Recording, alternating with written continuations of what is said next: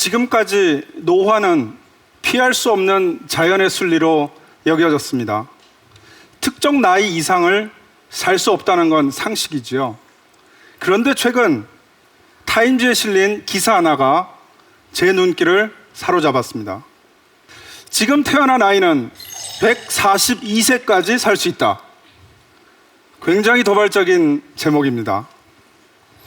노화 억제 물질을 쥐에게 투여한 결과 수명이 약 1.8배 늘어났다고 합니다. 이 물질이 사람에게도 효과가 있다면 인간의 기대 수명은 현재 80세에서 142세까지 급격하게 증가할 수 있다는 겁니다. 지금 세계 곳곳에선 노화를 막고 질병을 극복할 수 있는 다양한 연구들이 진행되고 있습니다. 우리의 의지와는 상관없이 수명은 계속 늘어날 겁니다. 그래서 많은 사람들은 120세까지 살게 되는 시대가 올 것이라고 전망합니다. 우리는 이 알파 에이지 120세를 살 수 있는 시대를 맞을 준비가 되어 있을까요? 오늘 여러분에게 놀랍고도 두려운 미래를 보여드리겠습니다.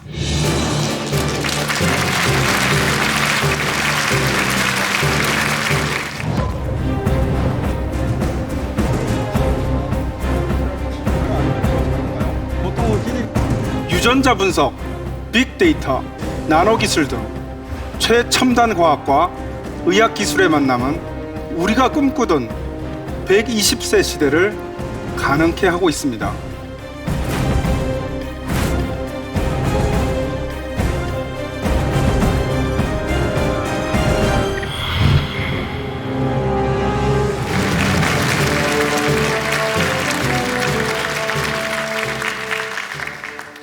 혹시 100년 전 한국인의 평균 수명이 몇 살이었는지 아십니까? 지금 보시는 것은 1900년대 초반 사진입니다. 이분들의 평균 수명은 23살이었습니다. 제가 태어난 60년대 초만 하더라도 남성의 평균 수명은 51살에 불과했는데요. 제가 올해 54시니까 당시의 기준으로 보면 저는 이미 장수의 꿈을 이룬 겁니다. 하지만 지금은 어떻습니까? 요즘 환갑잔치 하는 분 보셨나요? 아마 생략하고 넘어가는 경우가 대부분일 텐데요. 보통 60살까지는 산다고 생각하기 때문입니다. 여러분들 혹시 최빈 사망 연령이란 말 들어보셨나요? 한 사회에서 가장 많은 사람들이 사망하는 연령대를 뜻합니다. 일본에선 이미 2000년대 초반 최빈 사망 연령이 92세를 돌파했습니다. 그러니까 호모 100, 누구나 100세까지 살 수 있는 시대가 온 것입니다. 많은 생명과학자들이 가까운 미래에 이 최빈 사망 연령이 120세를 넘게 된다고 이야기합니다. 그 중심에 예쁜 꼬마 선충이 있습니다. 여기 녹색 빛깔을 내며 움직이고 있는 벌레 보이시나요? 이 벌레가 생명과학자들 사이에서 슈퍼스타로 불리는 예쁜 꼬마 선충입니다. 저와 일거수일투족을 함께하는 파트너입니다. 많은 학자들은 예쁜 꼬마 선충 속에 120세 시대를 열 비밀의 열쇠가 숨겨져 있다고 합니다. 과연 인간 수명과 꼬마 선충이 무슨 관련이 있는 걸까요?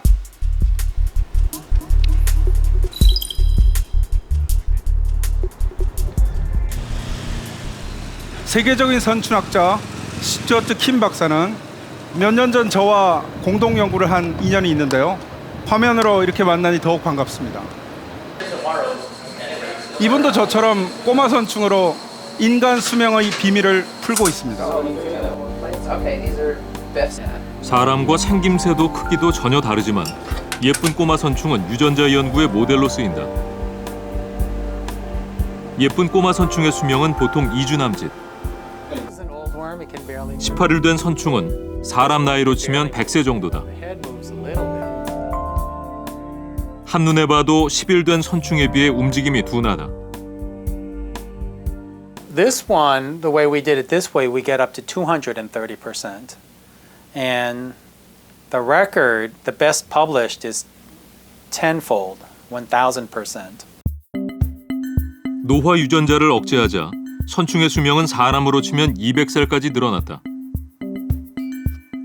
스튜어트 김 박사는 예쁜 꼬마 선충이 인간 수명 연장의 단초가 될 수 있다고 말한다. 예쁜 꼬마 선충의 유전자가 인간과 무려 50%나 일치하기 때문이다. So we were able to sort of get a hold of part of the aging clock by controlling the regulators and reverse or stop the aging clock from going. And we could extend the lifespan of the worm. Some of the technologies that have been developed in the last 10 years, these are called genomic technologies. We can look at every gene. We can look at every RNA. We can look at nearly every protein as you get older. And that just gives you an entire list of everything that's changing at the molecular level. 그는 자신의 유전자에도 관심을 갖게 됐다. 생명 연장의 비밀이 유전자 속에 있다고 생각한 것이다. 스튜어트 김 박사는 유전자를 분석해 질병을 예방하고 건강을 관리하기로 했다. 우리의 몸속 모든 유전 정보는 이제 피 한 방울로 알 수 있는 시대가 됐다. $1,000, 우리 돈 100만 원 정도면 일주일 안에 내 몸의 유전체 지도를 확인할 수 있다. 인간이 가지고 있는 30억 개의 염기 서열을 모두 분석하면 앞으로의 건강과 인생에 대해서 정확히 예측할 수 있다. 다시 말해, 유전자 분석으로 아주 과학적인 사주팔자를 손에 넣게 되는 것이다.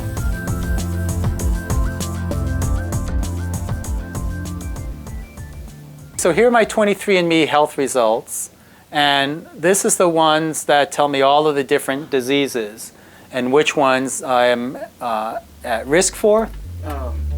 What are some of the 스튜어트 김 박사는 122개의 건강 위험 보고서를 받았다.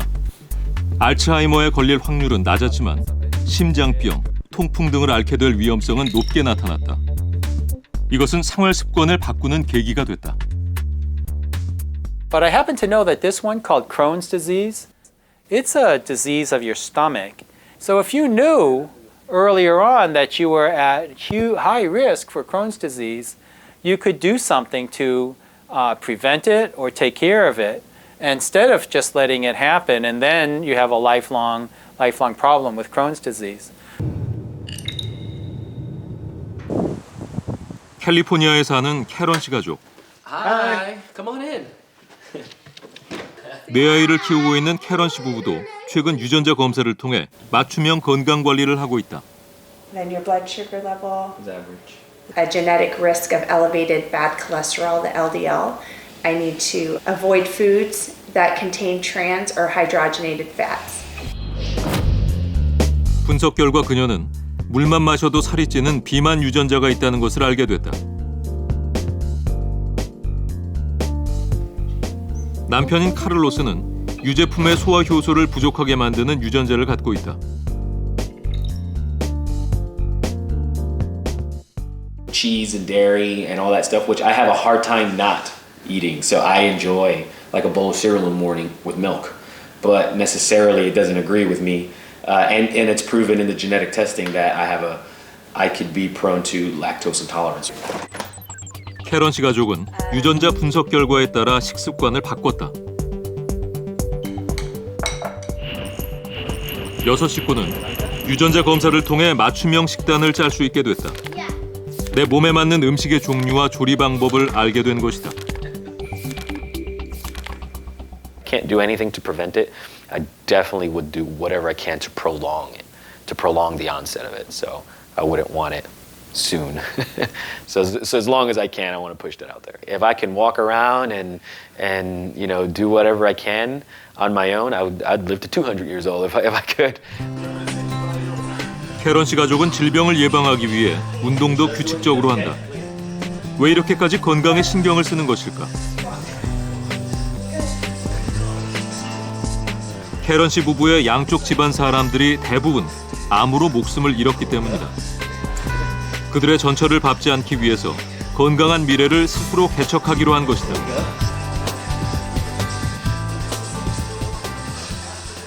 I saw my grandparents suffer tremendously before their life ended. I saw my grandmother choose to stop dialysis because it was becoming so painful. And then I saw her suffer for 10 to 15 days, I can't remember. And I know that dying is a painful process, I understand that. But what I would like to do is live a long, healthy life and not suffer the last couple years of my life. 질병을 정복하는 가장 좋은 방법은 질병에 걸리지 않는 것입니다. 미국에서는 $1,000, 우리 돈으로 100만 원이면 유전자 분석을 통해 내 몸의 유전체 지도를 얻을 수 있는데요. 유전자 분석만 하면 내가 어떤 병에 얼마나 취약한지 알 수 있습니다. 그리고 그 병을 예방하기 위해 어떤 음식을 어떻게 먹어야 하는지, 어떤 운동을 해야 하는지도 알 수 있는데요. 한마디로 아주 과학적으로 맞춤 건강관리를 받을 수 있는 것입니다. 요즘 세계 첨단 산업의 중심지 실리콘밸리의 화두가 뭔지 아십니까? 바로 노화를 지연시키고 생명을 연장하는 것입니다.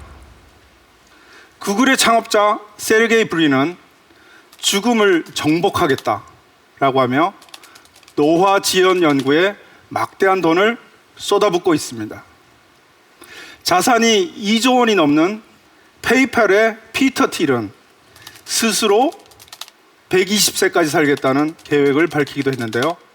현재 자신의 몸을 대상으로 인간 수명을 플러스 알파로 120세까지 늘리기 위한 특별한 테스트를 진행하고 있다고 합니다.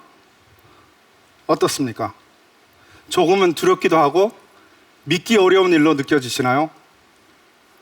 이런 흐름 속에 우리나라의 대표적인 전자회사 삼성도 달라지고 있습니다. 여러분들 삼성 하면 어떤 이미지가 떠오르시나요? 스마트폰, TV, 가전제품, 반도체 이런 것들을 생각하시게 될 겁니다.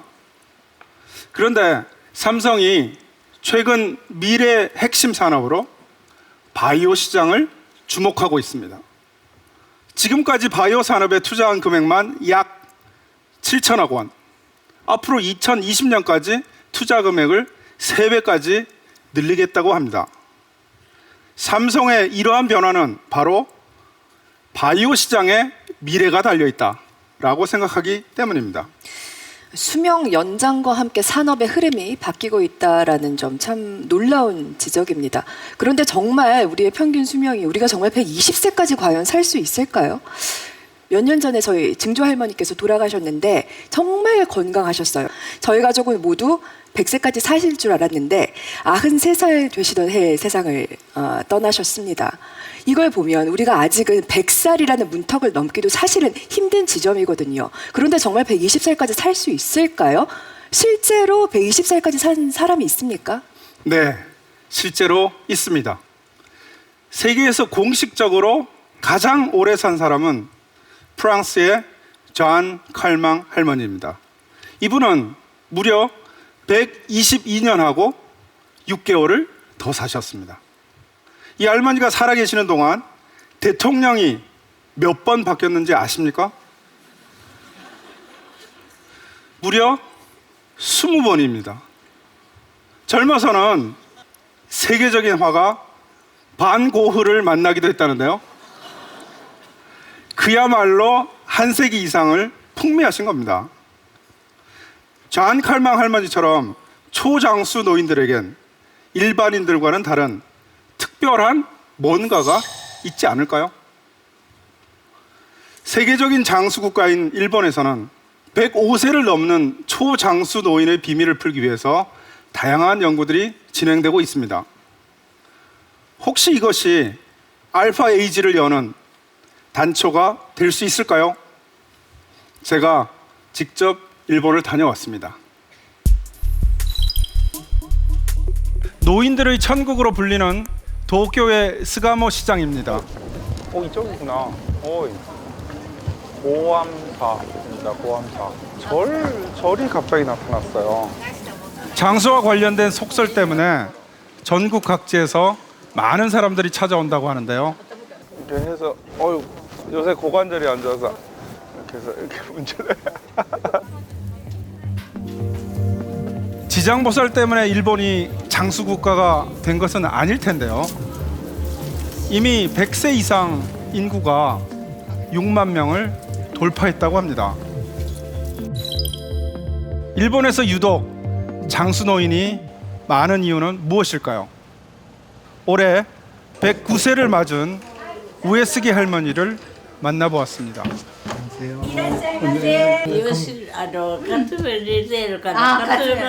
저희 어머니의 옆모습하고도 되게 많이 닮으셨어요. 사실 귀하고 이런 데가. 할머니신데요? 이게 언제인가요? のど自慢の予選会の出場の記念の予選落ち。大月さん。 할머니는 105살에 NHK 전국 노래자랑에 출전했다. 대단하십니다. 가사를 다 기억하시는 거 아니에요? 歌なんかを一生懸命歌詞を覚えるために頭使いますよね。そうするとだんだん黒くなる。 우에스기 할머니는 일본에서 자수 명인으로 유명하다. 70대 때 뒤늦게 자수를 배운 뒤 개인 작품전까지 열었다. 30년이 지났지만 지금도 할머니는 꾸준히 자수를 놓고 있다. 안경도 쓰지 않은 채 바늘에 실을 꿰고 섬세한 작업을 한다.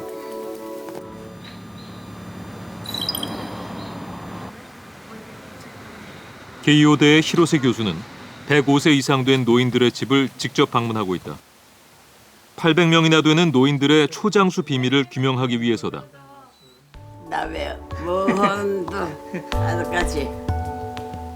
그는 우에스기 할머니가 특별한 질병에 걸린 적이 없다는 사실에 주목하고 있다. 히로세 교수는 105세가 넘은 초장수 노인들이 오히려 질병에 잘 걸리지 않는 공통점을 발견했다. 105歳から106歳を過ぎると死亡率が増加しないということが分かってきました。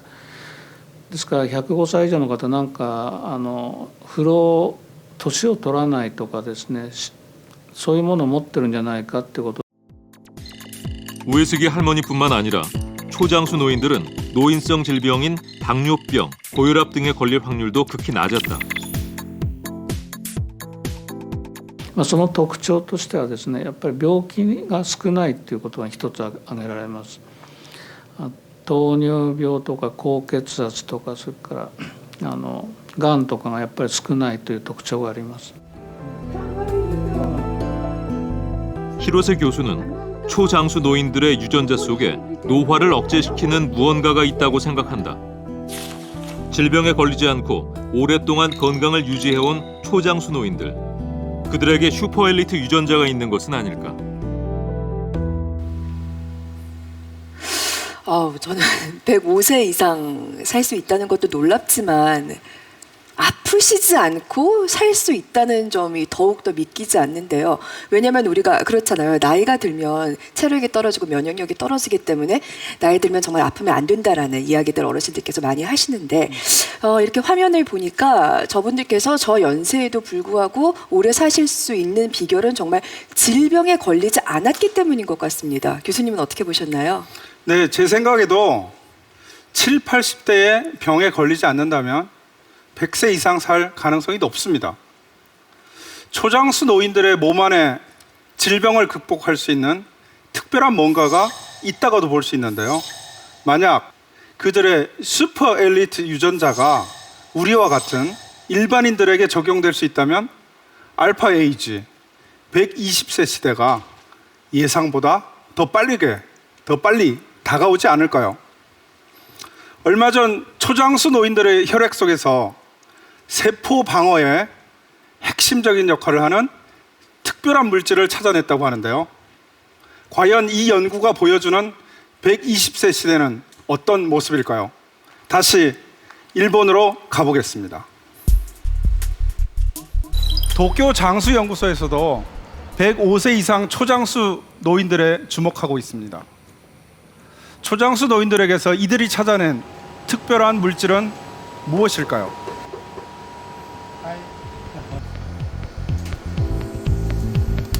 엔도 박사 연구팀은 초장수 노인들의 혈액 속 당사슬에서 특이점을 발견했다. 30대와 70대 그리고 초장수 노인을 비교한 결과 초장수 노인의 면역 조절 능력이 탁월하다는 것을 알게 됐다. 항염증 반응에 관여하는 당사슬이 눈에 띄게 증가한 것이다. Please explain your experimental schemes and significance. We found a drastic change of the glycan structure, especially in the supercentenarian people. And anti-inflammatory response? Yes. So we speculated increase of change of the glycan might be modulate the anti-inflammatory response. 당사슬은 우리 몸속 세포의 안테나 역할을 한다. 면역 기능이 적정 수준을 유지하도록 돕는 것이다. 일반적으로 나이가 들면 염증이 증가한다. 그런데 초장수 노인들에게 있는 특정 당사슬은 이를 제어할 수 있는 기능을 갖고 있다. The regulatory mechanism is very, I think, is very highly associated to the longevity.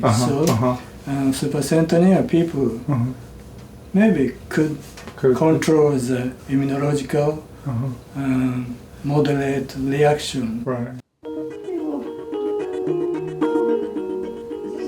게이오 대학교의 백세 종합 연구소에서는 초장수 노인들의 줄기세포를 연구하고 있다. 초장수 노인들이 질병에 잘 걸리지 않는 이유를 밝혀내기 위해 세포의 시간을 거꾸로 되돌려 보기로 한 것이다. 초장수 노인들의 혈액 세포를 우리 몸의 모든 기관으로 분화할 수 있는 만능 세포로 만들면 초장수 노인들의 몸속 세포와 조직, 혈관에서 무슨 일이 일어나는지 알 수 있기 때문이다. 이를 통해 질병을 예방하고 장수를 가능케 하는 특별한 메커니즘을 찾고 있다. でそうした細胞を使うことによってですね、その超百字者たちがなぜですね糖尿病にならなかったか、なぜ認知症にならなかったか、あるいは動脈硬化にならなかったかというですね、そこのメカニズムを解析したいというふうに考えています。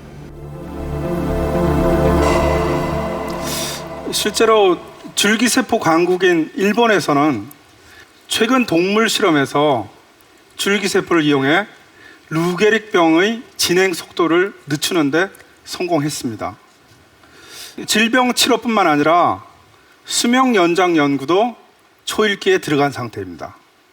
이 기술을 제대로만 활용한다면 수명 연장은 물론이고 나이가 들더라도 더 건강한 신체 기능을 유지할 수 있게 될 겁니다.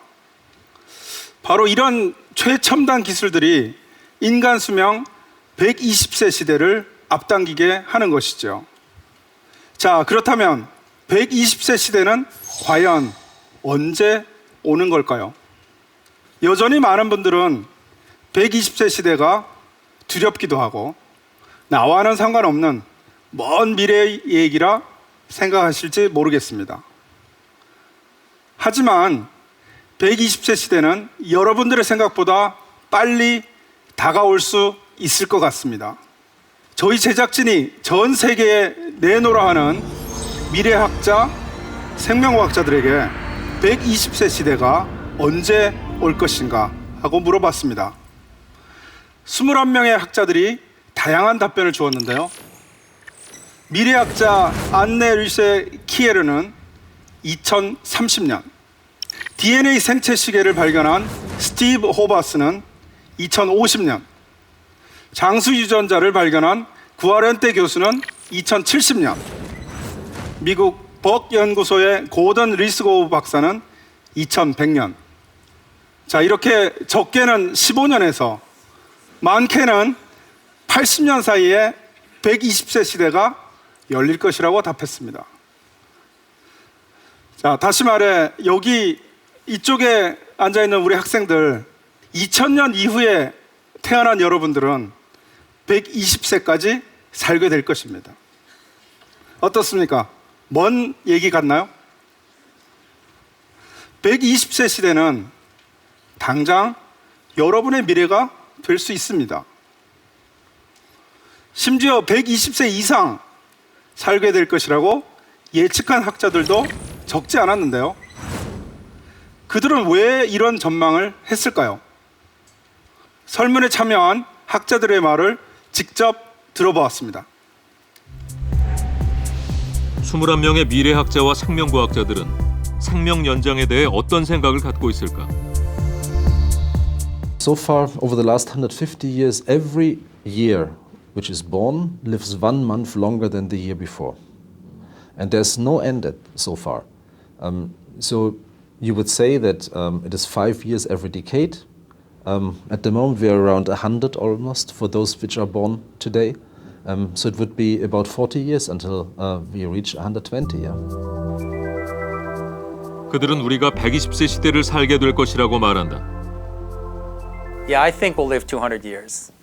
20 years ago, we couldn't sequence the genome. 10 years ago, we couldn't modify the human genome. Now we can do both. 10 years from now, we'll do something amazing I can't even imagine now. So I expect impossible things to become commonplace in 10 years and in 20 years and things like that. And if that's possible, then why not? 그는 가까운 미래, 신체 나이를 되돌려 죽음을 정복할 수 있는 시대가 올 것이라고 말한다. 혹시 한국인들이 어떤 병으로 가장 많이 사망하는지 아십니까? 네, 바로 암입니다. 한 해 7만 명이 넘는 사람들이 암으로 목숨을 잃고 있는데요. 그 다음으로 심장질환, 뇌질환이 주요 사망 원인으로 꼽힙니다. 한국인의 사망 원인 1위, 암을 극복하지 않고서는 120세 시대는 오지 않을지도 모릅니다. 그렇기 때문에 암 정복에 사활을 걸고 있는 것이죠. 최근 우리나라에선 유전자 분석 기술과 빅데이터 기술을 융합해서 암 치료의 패러다임을 획기적으로 바꾸고 있습니다.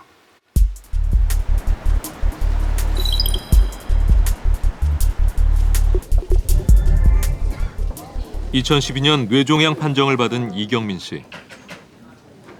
화학 치료에서부터 방사선 치료까지 암을 이기기 위해 다양한 방법들을 시도했다. 하지만 최근 암이 더 악화됐다. 쉽지 않았습니다. 우선 예후가 좋지 않은 상태인 걸로 되어 있었어요. 얼마 못 사는 걸로. 그는 마지막으로 개인 맞춤형 암 치료에 희망을 걸었다. 이 부분이 지금 제일 문제가 되는 부분이죠. 이는 유전자 분석 기술과 빅데이터를 활용한 획기적인 치료 방법이다. 껴져 있는 그런 형태세요. 각 환자마다 맞는 치료와 유전체하고 치료법을 잘 매칭시켜줄 수 있는 그 매치메이킹할 수 있는 다시 얘기하면은 결혼정보회사 같은 거죠. 같은 부위의 암이라도 암을 일으키는 유전자 돌연변이는 사람마다 다르다. 개인별로 암을 일으키는 돌연변이를 제거하기 위해서 유전자 차원의 맞춤 치료가 필요하다. 맞춤 치료를 위해선 먼저 환자의 암 조직을 떼어내야 한다. 암세포의 유전자를 분석해 개인 맞춤 표적 치료가 가능한 돌연변이를 검색한다. 수많은 표적 치료제 후보군은 환자의 유전자 정보와 매칭해 최적의 약물을 선별하는 과정을 거친다. 한 번에 수백 개의 세포를 매칭할 수 있는 빅데이터 기술. 이를 활용해 개인 맞춤형 표적 치료제를 찾을 확률이 높아진다.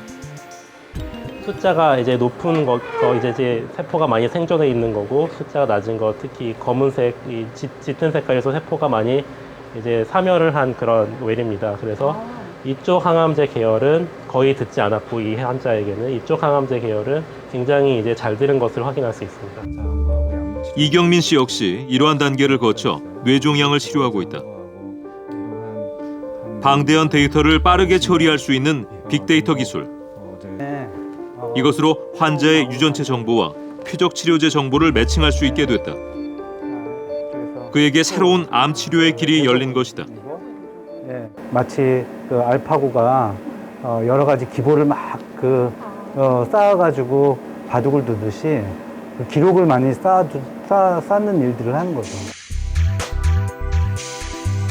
빅데이터가 유전자, 표적 치료제 등 무수히 많은 정보들을 쌓고 이들의 연결점을 찾으면 맞춤 암 치료 능력은 더욱 진화하게 된다. 빅데이터 기술이 점점 더 발전할 미래에는 보다 빠르게 암을 치료할 수 있는 시대가 올 것이다.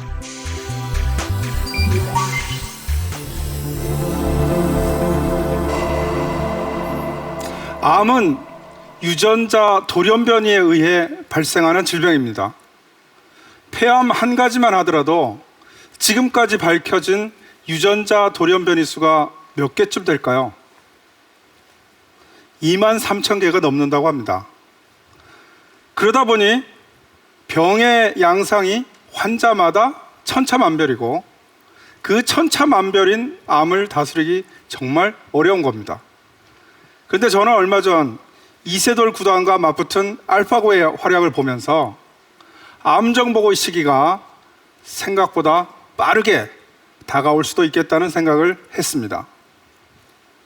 방대한 데이터를 처리하는 빅데이터와 인공지능 기술이 수많은 돌연변이와 수많은 표적 치료제를 매칭해서 각각의 연관관계를 빠르고 정확하게 밝혀낼 수 있는 겁니다.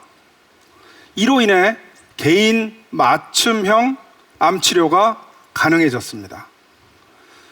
요즘 의학계에선 빅데이터와 인공지능뿐 아니라 나노로봇, 3D 프린터와 같은 최첨단 과학기술의 활용이 대세인데요.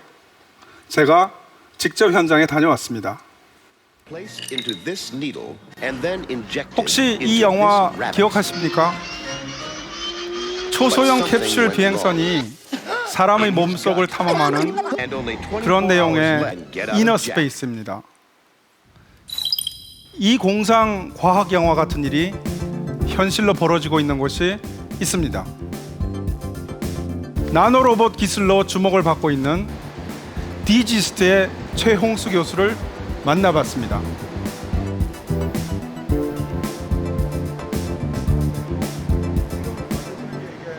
저희는 이제 3차원으로 만들고 거기에다가 약물이나 세포를 올려서 인체 내에서 전달해 보겠다고 만들고 난 다음에 최홍수 교수팀은 사람의 혈관 속에 들어갈 수 있는 나노로봇 개발에 성공했다. 요 사이에 지금 눈에 보이지 않지만 자기장이 있고 나노로봇의 크기는 머리카락 굵기의 절반 수준으로 자기장의 조절에 의해서 앞뒤 360도로 자유롭게 움직인다. 뭐 이렇게도 돌고 이렇게도 돌고 이렇게 뭐 문워크 하듯이 축축축축. 세포 버스가 되는 겁니다. 로봇 위에 세포나 약물을 싣고 원하는 목적지까지 그 성격들을 데리고 가는 겁니다. 그래서 목표 지점에서 성격들을 내려놓으면은 그 약물이나 세포들이 원하는 임상적 효과를 내지 않을까. 특히 나노로봇은 전 세계 사망 원인 1위인 심혈관 질환을 치료하는 데 많은 기여를 할 것으로 기대된다.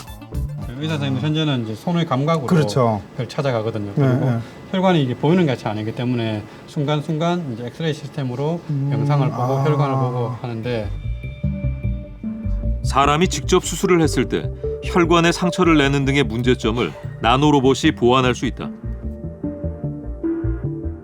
나노로봇으로 목표 지점까지 빠르고 정확하게 약물을 투여할 수 있다. 뿐만 아니라 나노로봇이 직접 혈관에 막힌 곳을 뚫고 치료하는 것도 가능해질 것이다. 세계적인 미래학자 빌 할랄 교수는 나노로봇 기술로 암이 정복될 것이라고 한다. 나노로봇으로 암을 예방하는 일이 가능해지기 때문이다. 사람이 못하는 일을 이런 나노 로봇들이 할 수 있지 않을까 생각을 하고, 지금 현재 저희가 생각하지 못하는 치료법들이 나오게 된다면은 수명이 지금 현재 80회까지 왔지만은 더 길어질 거라 생각하고 있고요. 120세 시대를 위해서 정말 첨단 과학기술이 기막히게 빠른 속도로 발전하고 있는 것 같고요. 왜 우리 이런 인사들 하잖아요. 건강하게 오래오래 사세요. 이제 이 인사가 언젠가든 역사 속의 안부 인사가 되겠구나라는 그런 생각도 해봤습니다. 한편으로는 걱정도 됩니다. 왜냐하면 저 기술로 인한 의료 혜택은 사실 상당한 경제력을 가진 분들만 혜택을 받을 수 있을 것 같아요. 하지만 아직도 우리 주변에는 아파도 병원비가 걱정되고 부담돼서 가지 못하는 이웃들도 많이 있습니다. 그렇다면 이 같은 알파 에이지 시대가 우리에게 과연 축복이라고만 할 수 있을까요? 저도 동의합니다. 수명 양극화는 부정할 수 없는 문제인 것 같습니다. 120세 시대를 차치하고서라도 당장 지금도 벌어지고 있는 일이기 때문입니다. 한 조사에 따르면 소득 상위 20%의 기대수명과 하위 20%의 기대수명 차이가 6년이었다고 합니다. 지역별로도 차이가 있었는데요. 서울 강남의 한 구의 기대수명이 86.2세로 가장 높은 반면 강원도의 한 도시는 71세로 15살 정도 격차가 벌어졌습니다. 주거 환경과 생활 수준의 차이가 수명의 차이로 이어진 것이죠. 하지만 의학기술의 발전이 수명 양극화 문제를 해결하는 데 도움을 줄 수도 있습니다. 한 예로 메트포르민이라고 하는 당뇨병 치료제가 있습니다. 한 알에 200원 정도 하는 저렴한 약입니다. 그런데 최근 동물 실험에서 이 약의 노화 억제 효과가 입증됐습니다. 그래서 현재 임상 실험에 들어갔습니다. 성공한다면 비타민보다 더 싼 값에 120세까지 살 수 있는 약을 먹게 되는 것입니다. 유전자 분석 비용이 점점 저렴해지고 바이오 산업이 발전한다면 누구나 보편적으로 누릴 수 있는 의료 혜택도 증가할 것 같습니다. 안녕하십니까. 상남에 사는 최강남이라고 합니다. 저도 사실 오래 산다는 건 좋지만은 치매에 걸려서 정신이 오락가락하면서 산다는 것은 정말 싫습니다. 치매는 저뿐만 아니라 가족까지 또 본인에 대해서 큰 고통을 안겨주는 질병이라고 저는 그렇게 생각을 하고 있습니다. 교수님 생각을 좀 듣고 싶습니다. 네, 정확한 지적이십니다. 요즘 어르신들 사이에서 유행하는 9988-124라는 말 들어보셨나요? 99세까지 팔팔하게 살다가 하루 이틀 앓다가 죽기를 바라시는 겁니다. 그래서 가장 피하고 싶은 노인성 질환이 바로 치매일 겁니다. 최근 존스 홉킨스 대학에서 미니 뇌를 대량으로 배양하는 기술을 개발했습니다. 알츠하이머, 파킨슨병과 같은 뇌질환 치료제를 만들기 위해서인데요. 낙관적으로 전망하는 사람들은 앞으로 10년 후 치매 예방 주사가 나올 것이라고 이야기합니다. 이렇게 치매 연구가 활발하게 진행될 수 있는 것은 120세 시대가 두려움이 되지 않게 하기 위해 치매 정복이 필수 조건이기 때문입니다. 저는 교수님의 논문을 미리 읽어봤는데, 네, 교수님께서 C. 엘레강스라는 이제 기생충 연구하시잖아요. 기생충은 아닙니다. 그렇군요. 네. 죄송합니다. 네, 자유로운 선충입니다. 네. 네, 그런데 제가 궁금한 점은 지금 여태까지 진행된 실험들은 다 실험실 내에서만 이루어졌고, 특히 동물 실험입니다.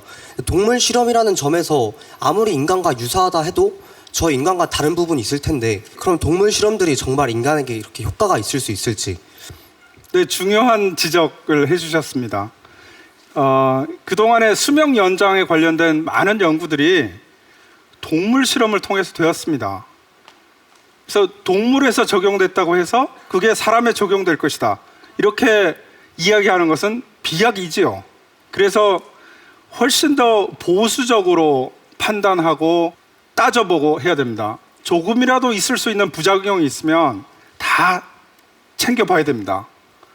아까 화면에서 나온 분 중에 한 분이 그런 말씀을 하셨습니다.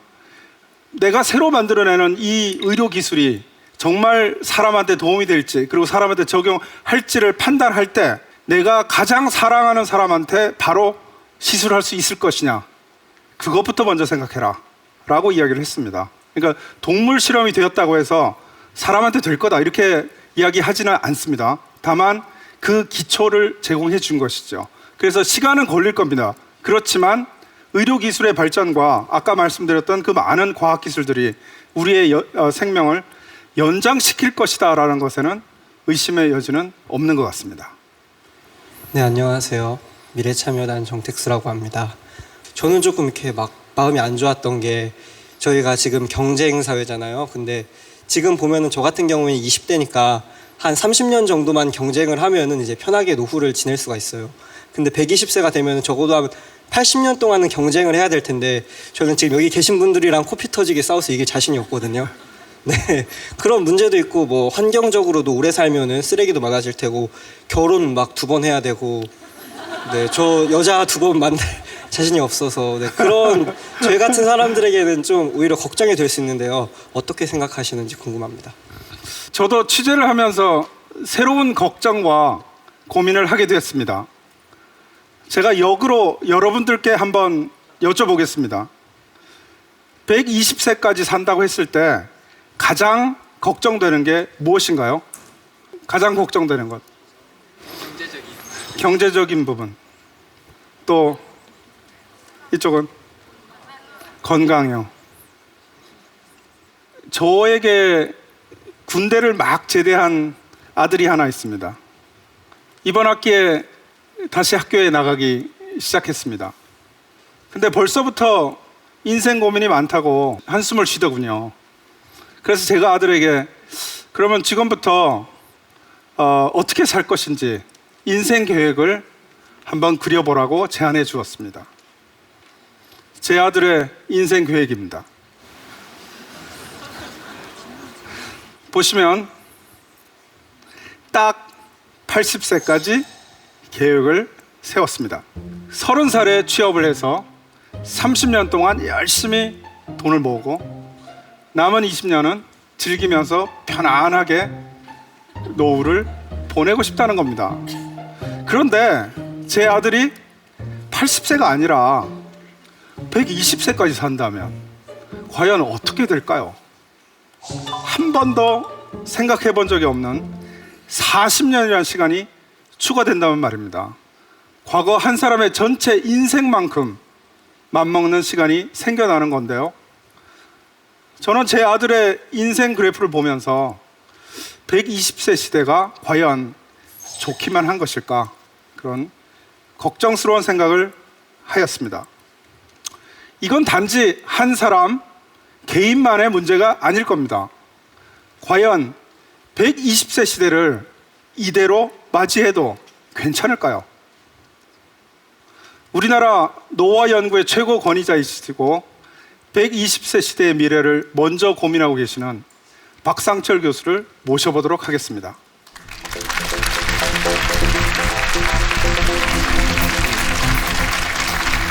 이진호 교수님 아드님이 120세까지 살게 되면 어떻게 될까? 60세까지만 일한다. 이렇게 이제 말을 했습니다. 사실 지금 이 순간에도 60세가 못 돼서도 이미 이제 은퇴하는 그런 사람들이 많이 있습니다. 그런데 120세 시대를 우리가 생각해 봤을 때, 자, 정말 60세에 우리 모든 것을 끝낸다면 나머지 60년을 정말 어떻게 살아야 할까?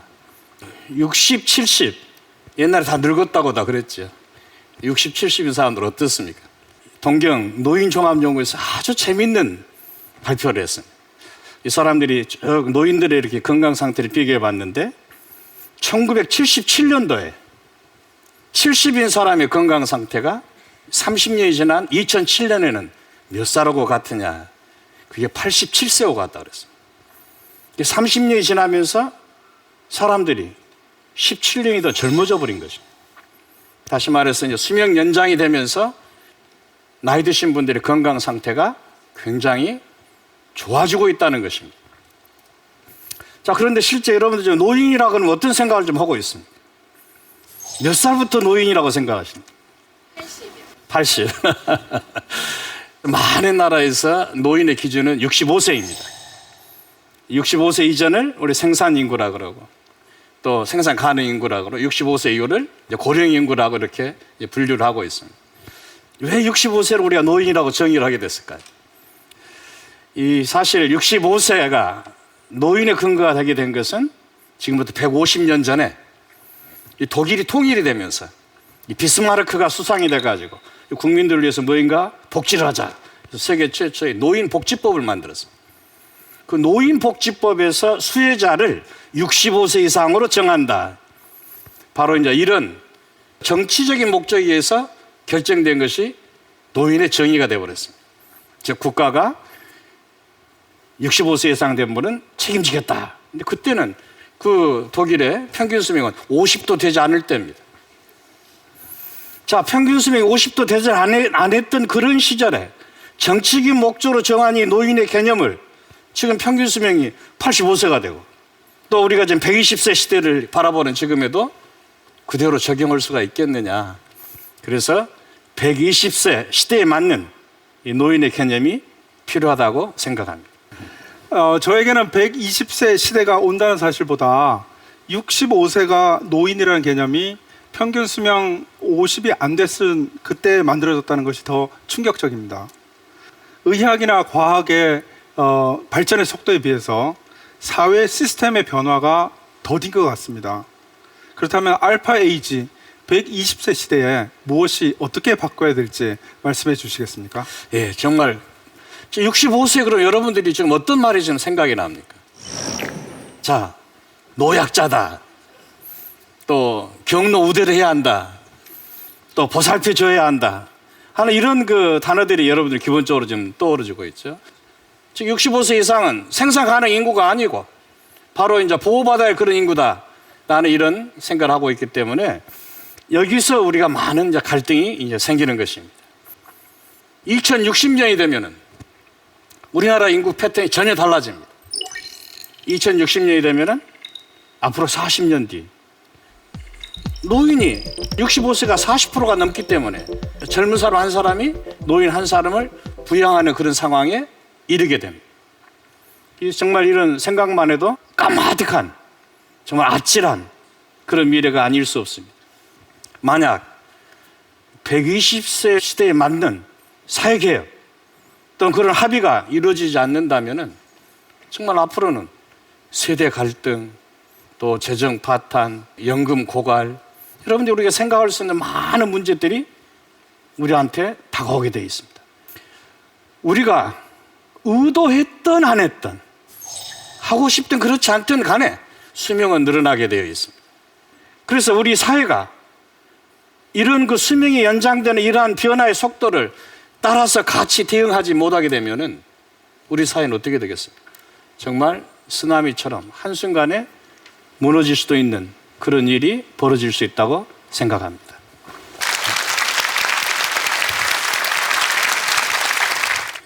여기서 기본적으로 가졌던 주제가 120세까지 사는 거고 뭐 수명이 연장된다던가 이런 건데 사실 그렇게 살고 싶지 않은 사람도 있을 수 있거든요. 근본적으로 그런 사람도 있을 수 있잖아요. 왜 삶의 의미를 찾지 못했다던가 해서 이런 거에 대해서는 어떻게 생각하시는지. 정말 중요한 이야기입니다. 그래서 사실은 수명이 많이 늘어나면 늘어날수록 예를 들면 스웨덴이나 노르웨이나 뭐 일본이나 또 우리나라도 그래 변화되는 것이 자살률이 높아집니다. 지역적인 장수가 높아지면은 자살률이 높아집니다. 자, 그것은 예를 들면 외롭기 때문에 그렇습니다. 이 자살의 제일 큰 원인은 고독입니다. 같이 어울려서 살 수 있는 그런 커뮤니티를 만들면은 그 문제가 해결될 수 있다고 봅니다. 지역사회가 같이 도와줘야 합니다. 그래서 이웃이 도와주고 그래서 서로 예를 들면 우리가 에이징 인 플레이스 향그 장소란 말을 씁니다. 그 지역에서 살던 사람들이 같이 서로 협조하면서 이렇게 살게 되면은 경제적으로 큰 부담이 없지 않느냐. 저는 노화가 DNA랑 굉장히 관련이 많다고 생각을 하는데요. 노화와 관련이 많이 없는 그런 유전자만 모아서 어떤 한 사람을 만들게 되면 정말 새로운 인류가 탄생되지 않을까라는 생각도 들고, 혹시 그런 쪽으로 연구가 진행되고 있는지 궁금합니다. 장수를 위한 유전자가 장수만을 위해서 있을 거냐, 아니면 다른 일을 하는 유전자가 장수에도 관여할 거냐, 그런 것도 논쟁의 대상이기도 합니다. 그러니까 장수 유전자만 골라서 사람을 만들겠다, 그렇게 되면 많은 나머지 부분들을 버리는 상황이 될 수도 있거든요. 그래서 굉장히 신중하게 봐야 되는 문제인 것 같습니다. 참고로 제가 추가로 말씀드리면, 정말 장수를 추구하기 위해서 어떤 것을 연구를 하고 있느냐, 지금 현재. 그러면 우리가 소식을 하면은 이런 장수한다 그런 말을 하죠. 그러면 그 어떤 걸 개발하느냐? 소식 효과 대체 약물. 약 하나만 먹으면 소식과 똑같은 효과가 나오게 하는. 또 운동이 중요하다고 그러니까 운동 효과 대체 약물. 운동 안 해도 운동하는 효과가 나오게. 이런 것들이 바로 지금 개발이 되고 있습니다.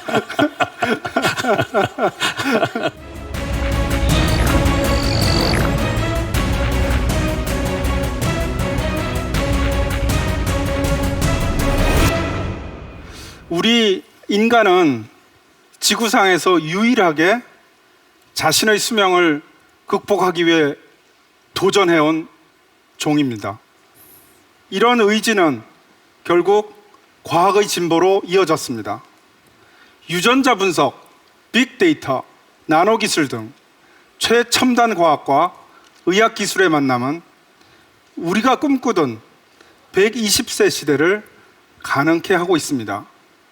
그리고 그것은 먼 미래가 아닌 바로 우리들의 이야기가 될 것입니다. 하지만 여러분이 꿈꾸는 120세 시대가 축복이 되기 위해서는 필요한 조건들이 있습니다. 알파 에이지에 맞는 사회 시스템도 함께 갖춰져야 합니다. 그래야만 120세 시대가 쇼크가 되지 않을 것입니다. 과연 인류의 오랜 노력 끝에 이룩한 알파 에이지 시대, 그 미래가 우리를 위협하는 부메랑이 되도록 내버려 두어야 할까요?